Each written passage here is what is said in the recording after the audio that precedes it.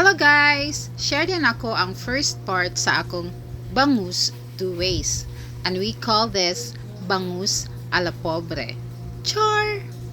So, kani siya guys, mag-start ta ani by putting salt and pepper sa ato bangus. Syempre, kani siya ba, akong gipalit ani is deboned na para di na ko mahago og kuha sa mga bukog. Ang dali sad siya makaon. So, that's salt and pepper on our fish. Dayon, ikahuman natugbutang og salt and pepper, ato ni siyang i-dredge in cornstarch. So mo na siya guys, pinachar na diha butang-butang na ko og cornstarch guys, gislow mo ba? Wala lang, feel ko lang. So mo na siya, ako lang siyang gi-coat og cornstarch. Wala lang ako gilayeran og flavor ang cornstarch kay naa man ni siya i-sauce. So imo na siya i-cover completely ang bangus. Para ni siya guys, dili magpisik-pisik, inig ka luto na to, ika-fry na to. Mas dali siyang lutuon man that way, and then you won't also get hurt if you do it that way. So na siya. Dayon, imo na siyang itap to get rid of the excess nga kuan. And then carefully imo ni siyang i-drop sa init nga mantika, and make sure nga hinayon ganan nimo siya pag-drop kay para dili ka mapiksan or dili ka mapaso. Medyo dako-dako din siya nga size sa bangus guys, brato man kaayo. So ayo lang kaayo kahadlok nga medyo napaig na siya kay anyways ang iya raman na ang kuan, ang iya raman na siyang part sa kuan kanang skin ang napaig. So ang imong bantayan ani guys, ang iyang unod nga dili gid siya mapaig guys. Wala siya. And then imo na siyang i-drain sa wire rack while you're making the sauce. So ang recipe aning kuan sauce nato nga nagdagbida sa ato ang bangus karon is naa sa first part of the video. Mana siya, it's 2 tablespoon butter guys.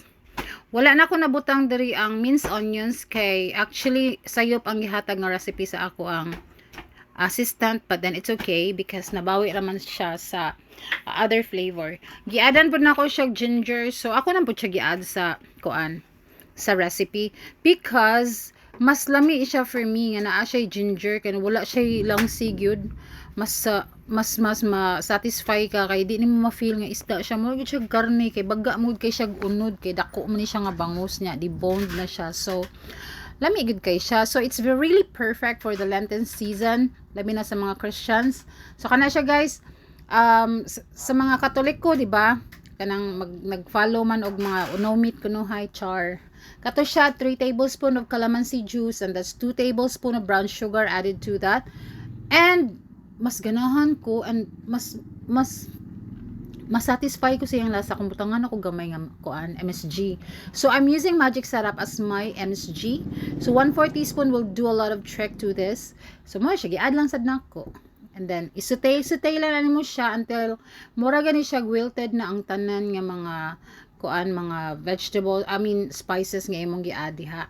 If you want it a little spicy, pwede mo butangan og kuan, labuyo, kaning green chili man dili gid siya di kay ko halangan di gini siya halang for me. And so mura na siya guys, ina na siya ka simple.